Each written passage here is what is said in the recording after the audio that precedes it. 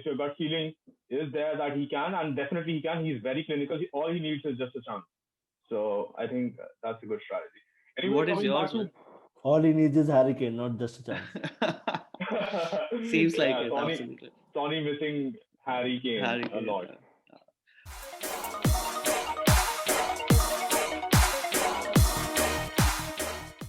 Hello and welcome to another episode of FPL Escapades. I'm Kshitij and I'm joined by Akshay and Anand to review the FPL assets for Game Week 22.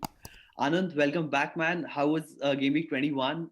Who saved your Game Week, if somebody did? Because I saw a lot of people with their vice captains paying off and people coming off their bench. Did something of that sort happen with you too?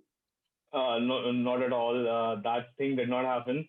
A decent game week, not bad, not really good. Got 67 points. We'll discuss that in a bit. Um, but yeah, like Pep Roulette did me hard this game week. Stones, Cancelo, both did not play. And unfortunately, I had Size. So you can change my name if you want, like I said in the last game week. But yeah, I had Size who did not play too. So nobody came from my bench. In fact, Justin did come, but it was just 1 point. But yeah, just a decent game week, 67 points. Not great, not bad. Yeah, Actually, how was your game week? Let's not start. Let's not talk about it, to be really honest, because Holding tried to save my game week, but he only realized that Pep had already taken two wheels off the train. So Cancelo and Stones both not playing, and me not having a fifth defender to come in for that. That was a pain in the butt. So I can't really ask for more. Like, I had 42 points, but I'm really happy to have 42 at least, because I've seen some people on wildcard and they have managed only 12 points. So yeah. Yeah. But like really inspiring captain choice by Shipage. I never thought that he has that in his armor.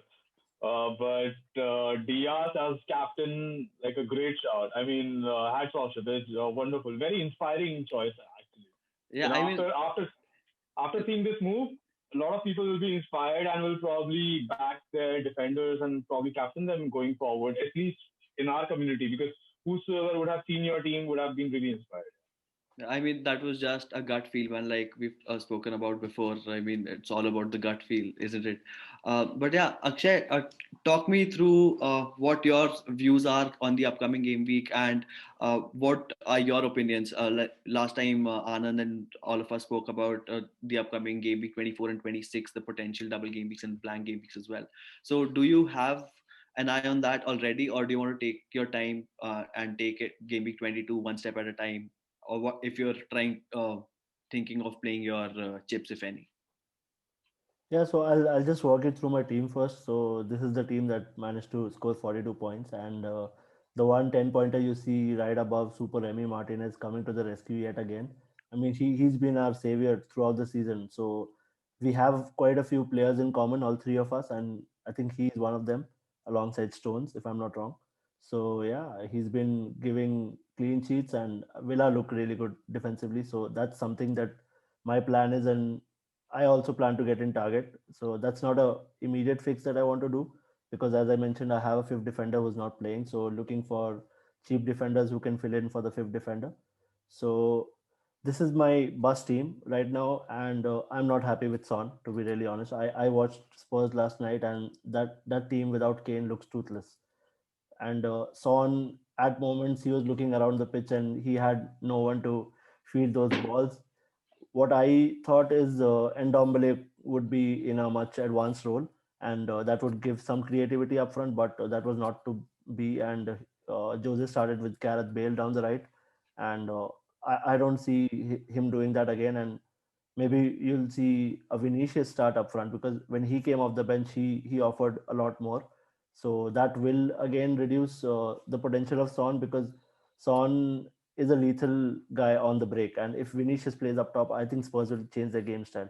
So that will hamper Son's potential, and that is why my plan right now is to go heavy on Liverpool, who are looking like the team they are. And I think this is something that Anand also mentioned. Like, Liverpool are coming back to their best slowly. Although I don't want that to happen, but from an FPL perspective, why not jump on to the train that's hot, and not having Mo Salah could lead me to a FOMO right now. So yeah, jumping onto Salah and removing Son is the plan that I have. So I have 5.1 million in the bank, so money is not an issue right now.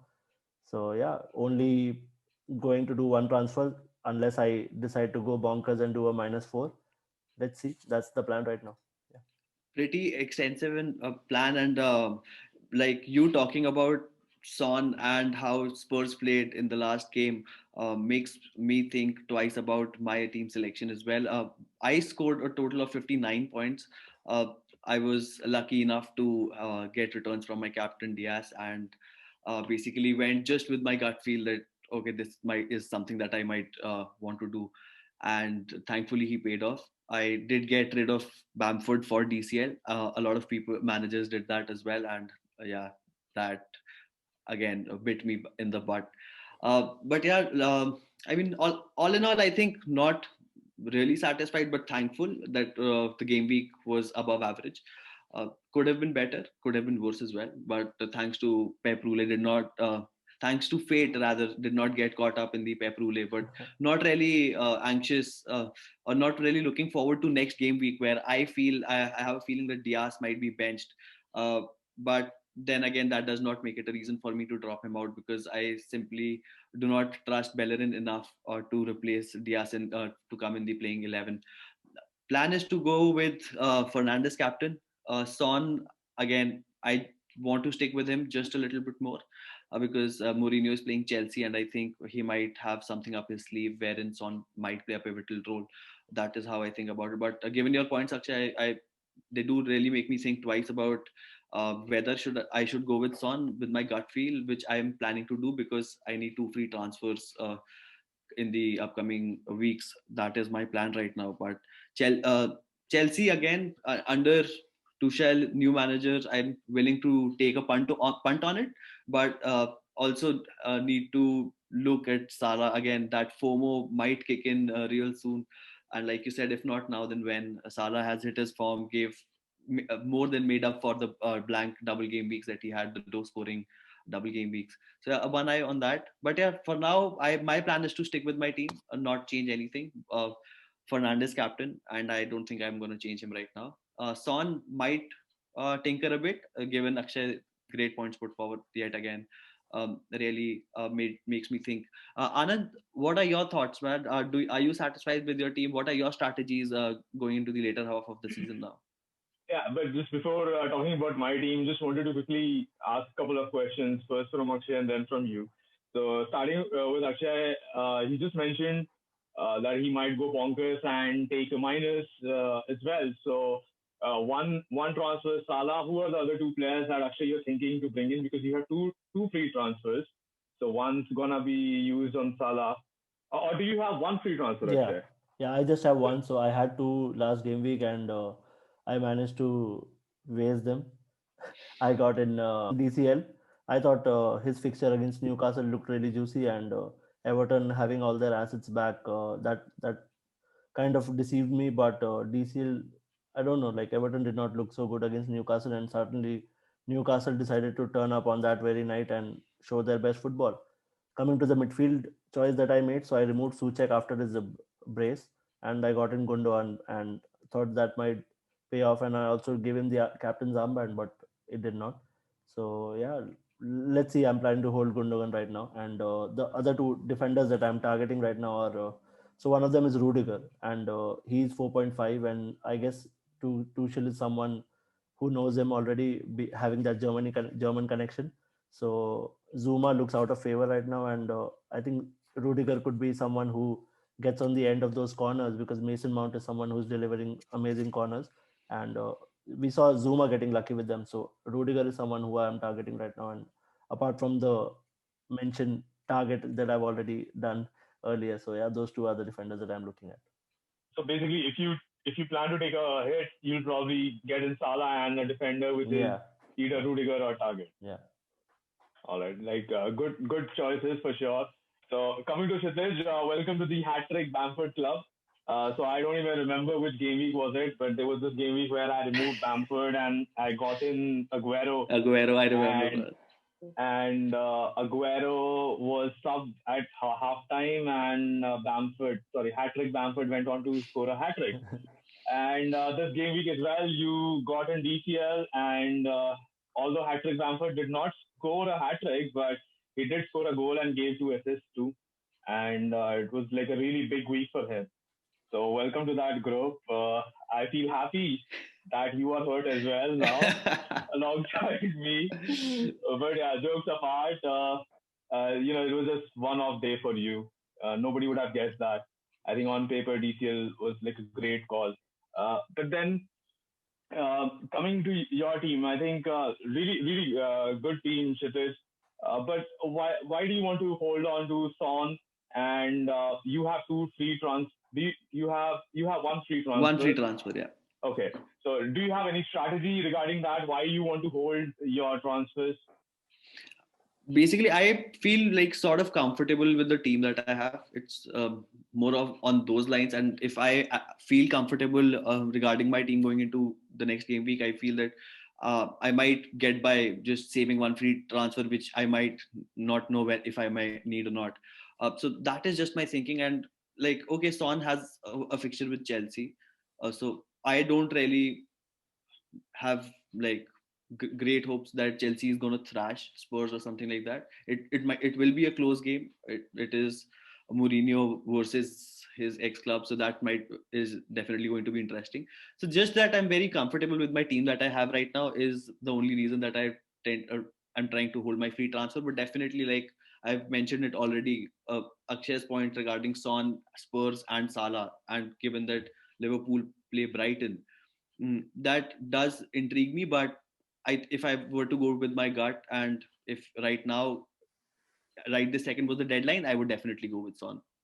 Also, Kshitij, offline you mentioned about the double game weeks that are soon to follow. So probably you have something regarding that as well in your mind. I mean, so, see, I've already played one of my chip.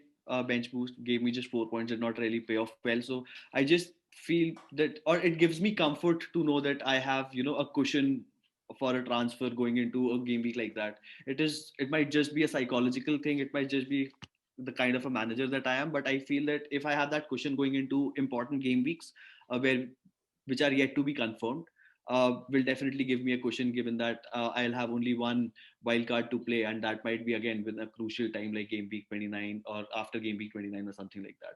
So that is the Yeah, strategy that I have. yeah, I think it's a great point because the double game week, if you have two transfer going into a double game week, I mean that's like top strategy because you can easily get in two players who have two fixtures instead of somebody probably having just a single fixture. So I think from now onwards having banking a transfer does make sense and it is a good strategy to have for sure. Yeah, absolutely. And I feel that until the sixth round of the FA Cup is announced and we actually know for sure that which teams are going to play or are going to miss rather game week 29. So that is when I think the real plan comes into effect. But it is just that the cushion that I want to have with me is something that is why I feel like game week 22, more or less the best game week 2 banker transfer for me. Yeah, but even game week 24 can be a double game week for City and for 24 or 25. So like Ben Quellen had already mentioned on his Twitter handle. So yeah, I think it's a good strategy to save your transfer, and especially because your gut feel. I don't worry about Son much, but if your gut feeling is there that he can, and definitely he can, he's very clinical. All he needs is just a chance. So I think that's a good strategy. Anyway, What is coming back yours, to man? All he needs is Harry Kane, not just a chance. Seems like yeah, it, absolutely. Sonny missing Harry Kane Harry a Kane. lot. What Yeah, are but what anyway, is your strategy, Anand? What are your thoughts going into game week 22 and fourth? yeah. So just before coming to what I'm planning, or anyway, I'll just quickly wrap up the team that I had in game week 21. This is my team mostly since the time I played my wild card. I've had the likes of Bamford, Watkins, Rashford, Bruno, and Grealish, Justin, and all. But yeah, slowly after game week 22 to game week 20 or 21 rather, I brought in the players that I like a little bit more. I like watching them play. I like the team attacking. So basically, I like players from attacking teams, teams who are not very defensive mindset, and that is why you'll probably not see a DCL or an Everton player or a West Ham player or sort of. I might be naive in thinking like that, but that's like how I play. I like teams who likes to attack. That's solely my call, and I know that because of this, I might end up losing out on a lot of points. So, for example, Newcastle plays a very defensive game, but Wilson has already scored 100 points. Uh, but yeah, this is basically my thought process. And this game week, I got in Salah, and it was the call was inspired by you and Suryansh combined.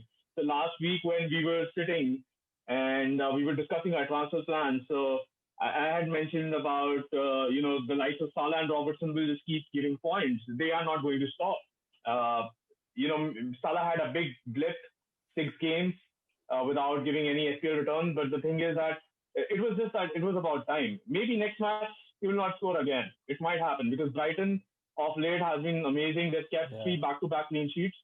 So might happen again that Salah doesn't score. But the thing is that he's a quality player. And when Suryansh mentioned this thing that I am going to go with Raheem Sterling because he's the safest player because he scores the safest goals, and by that he meant that he gets in a lot of chances just in 1v1 situations with the keeper, and that just spring that just came as a spring in my mind, and I felt that who's the safest player then in the Premier League? Is it Sterling or probably is it Salah? And I felt that Salah is a is probably more safer. And I just went basics. It was just a basic call. I had no good feeling about it. It was just a basic that why keep KDB? I had already kept KDB on my bench for 1 game week, and I was like, there's no point because the last game week was not very good. I just survived, got 50 points in game week 20. So in game week 21, it was just a lucky break for me. I wouldn't be like, whoa, what a call or something like that. No, it wasn't like that. I just went with the safest choice, and that is why I got in Salah.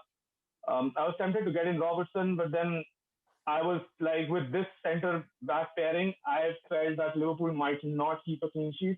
And I was like, if I'm getting in Robertson just for an attacking return, then why not start Dallas instead? Because that was the thought process, and we discussed too, and it came off. Dallas actually scored a goal, even if he didn't keep a clean sheet, and then that was the main reason why I went to Salah. Anyway, there was a long discussion over here. Coming to my team for Game Week 21, uh, the captaincy we'll discuss later. As you can see right now, it's on Bruno, but I don't have anything in particular to think about what should I change. I have Dallas on my bench and the ultimate legend. Sorry, not a legend for sure, but I have Saiz on my bench alongside Dallas, and I have Emil Smith Rowe as well on my bench. So my bench is looking decent, comfortable. Uh, my second keeper is Johnston, so that's again not a great choice, but still there.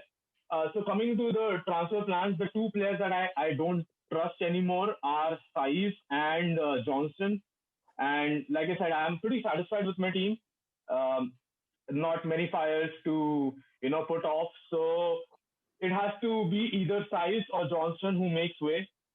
And like you guys were discussing as well about the importance of double game weeks that are about to follow. So in my head, I was discussing this with Akshay offline that I might even go with Diaz and go three at the back because I don't have a city cover. I don't have three city assets, so I just might go for Diaz and I because I know that Pep is back. His roulette program is back, and he might bench anybody from the city defense. And so it might be a strategy to go over there. But then see again the team. I'm pretty happy with Justin playing against Fulham, Dallas playing against Everton. They might concede, but they have good attacking potential, and I'm happy with them. Happy with City defenders. So I don't have to rush into getting in Holding or Rudiger like Akshay mentioned. And there are some other picks as well. For example, Cresswell. This guy is killing me in FPL. Like I said, I don't like bringing players from defensive team, but Cresswell is just killing me. Every game week he comes with an assist, Jamming. and yeah, Akshay, go on. You were saying No, something, I Akshay. was just saying all jammy assists, and I was reading some stats that he hasn't blanked or maybe he has blanked just once in the last 7 game weeks. So that's crazy. Like for a defender playing for West Ham, and I think that's crazy. He got one Yeah, jammy I assist mean, last night though. of course, it was a jammy assist, but this, that's what he's killing me. I never thought he would end up giving 85 or 90 points or something like that. But it's just guys absolutely butchering me this time. But yeah, also regarding transfers, I don't know many others would know this or not, but you both know this very well. I like to make my changes just before the deadline. You guys are very important to me. I like calling you guys before the deadline, and I'm always on my phone doing a call and making an instant decision. So I have like I said, I have shortlisted a few players, but who do I get?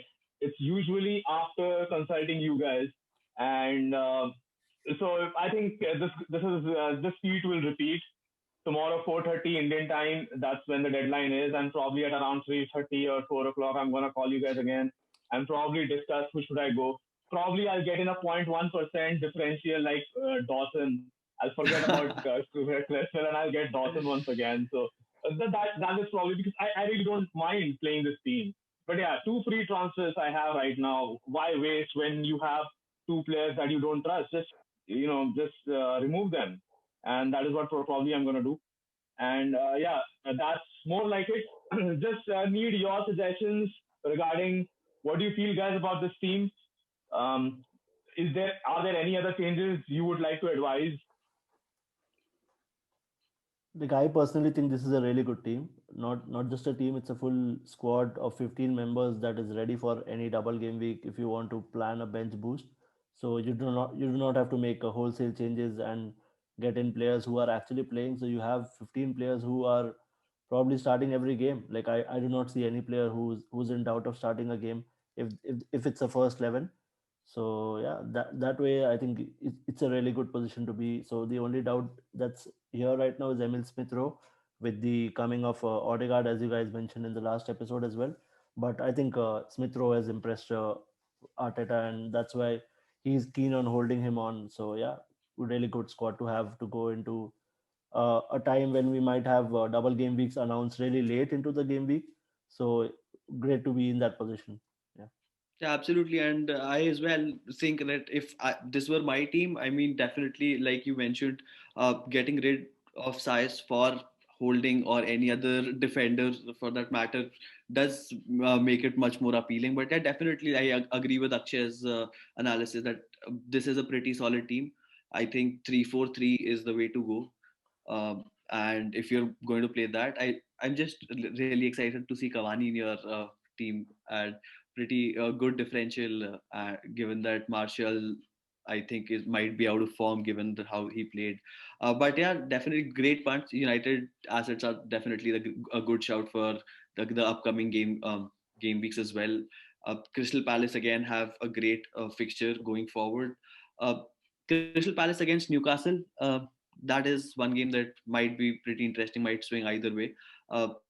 Anand, who do you think might be a better asset, Wilson or Zaha, if some were to go for somebody like that? I'm the worst person to ask this because I don't consider defensive teams at all. I don't consider assets from defensive teams. I'm the worst person, honestly. Uh, but yes, I think Wilson, Zaha are firm favorites. Both are on penalties as well, Yeah. so very little to choose between them. It's more and both have similar strategy. Both likes to sit deep, but the thing with Palace is they have this kid called Eze, and Yeah. Eze is a creative spark, and he's very good with free kicks as well. So Crystal Palace are a little bit. I feel they are a little bit a little favorites for this match, in my opinion. Also, Newcastle they lost their captain in the last match because of an hamstring injury. So I think Crystal Palace forwards are really speedy. They have even signed Mateta. So Mateta Yeah. was playing for Mainz in Bundesliga, and he was having a really good form over there. His NPXG plus XA stats uh, were really appealing. He's in the top five over there. So, but yeah, it's gonna be a different ball game here in England. but he does like to shoot from distance. So if he gets chances, probably he might do well here. But again, wants to watch probably. But yeah, for this game, I feel Palace are strong. I think overall we've discussed most of the games. Um, but I would like to hear your views about Leicester versus Fulham. So Fulham is coming back from form, and Leicester. I don't know what they did. They brought in Soyuncu for all Brighton in the second half. That was such a defensive move. So, what do you guys think about that, guys? I mean, this is Brendan Rodgers doing his prime bottle job every season. So we have those phases where you think Leicester is going to fight for the title, and just at that very moment, Brendan Rodgers shows what he's all about, and he starts bottling. So Wadi being out does not help them, obviously, but I think what happens is we've seen this in the previous season as well. So just not it's not just Wadi, it's NDD as well missing in midfield. So when NDD misses in midfield, they have replacements like Hamza Chaudhry and Mendy. So those guys are not even close to NDD's potential and the way NDD plays the game. So that's where the likes of Barnes and Madison's, even they become less effective because NDD not being in that midfield is a worry for Leicester. So I personally think Fulham can maybe cause an upset again. Yeah. Absolutely, and with Leicester's performance, it does look like Leicester is in the full Robin Hood mode right now, taking points from the top teams and then giving them to the lower position. I'm like, I would really also, I think, enjoy watching the Sheffield United versus West Brom game. West Brom have to have had, I think, found their rhythm of scoring a few goals here and there. Pereira, a great shout, had him in my team in the first game week, has been scoring a lot in the past couple of game weeks. Happy to see the man shine. Yeah, Akshay, any particular game that you are focusing for the next game week before we close out this episode? Like why personally, when I see the Wolves and Arsenal fixture, it has nil-nil written all over it for me because both those teams are struggling when it comes to scoring goals, and Arsenal have some injury issues going into this game, so that has a nil-nil written all over it. And yeah, I am personally really keen to see Liverpool play Brighton because I am going to get in Salah as I mentioned, and Brighton are not the leaky side that we all assume it to be. So they have a really solid defensive unit, and it'll be really difficult for Liverpool to break them down. So yeah, really keen to see that battle. Yeah, absolutely. And I'm sure that if you're going to bring Salah, you're going to captain him as well. Obviously, that's Uh, that's like a no-brainer. Anand, your captain right now. It will be between Bruno and Salah. And for me, Liverpool without Mane is a big concern. Yeah, Um, what West Ham did against Salah for the first goal was kind of unacceptable. So yeah. Salah went inside the box, went on his favored left foot, and then scored a goal. I Beautiful think goal for that reminded me of Patrick Van Arnold in that 7-0 dropping. That was yeah, exactly yeah, the same absolutely. move. Yeah, So I mean, till then it was pretty difficult for Liverpool to open the gates, and that moment just changed it. And once West Ham conceded, the thing with these defensive teams is once they concede the first goal, they'll be left open. Because they would want to score the goal as well. And once they march forward and push their back line, they're left open. And then the game was in Liverpool's hand. So yeah, if Brighton will be intelligent enough to block that left foot of Salah, without Mane, it might not be very very easy. So yeah, as of now, uh, the favorite pick for me for captaincy has to be Bruno Fernandes against Southampton. If you remember in the reverse fixture, he scored a goal as well. And Southampton likes to attack. They like to play football, and because they like to attack, they'll leave a high back line, and that is why I'm considering Bruno once again for the captaincy. Shaitan, what about you? Right now, the armband's on Bruno, and hopefully it's going to stay that way.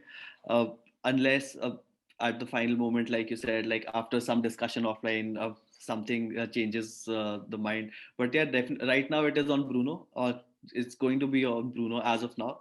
And yeah, like hopefully, Game Week 22 goes as good as the rest of the season has been going. Trying to crack 100K. for the first time ever. Hopefully, it happens this season. You know. So yeah, that's that, man. And great talking to you guys again. And again, the game week 23 is just around the corner. Games coming very thick and fast. Really love to see it as a football fan. And to all of our listeners, thank you so much, as always, for supporting and listening. Please do follow us on all of our social media handles. The links are in the description. Uh, Register your five-a-side FPL five-a-side team. The link to the tweet is in the description as well. Like, subscribe, and all that good stuff. If not for us, then for the YouTube algorithm, really helps us a lot. And as always, we hope you enjoyed this. Thank you, and have a good one. And as always, may the arrows be.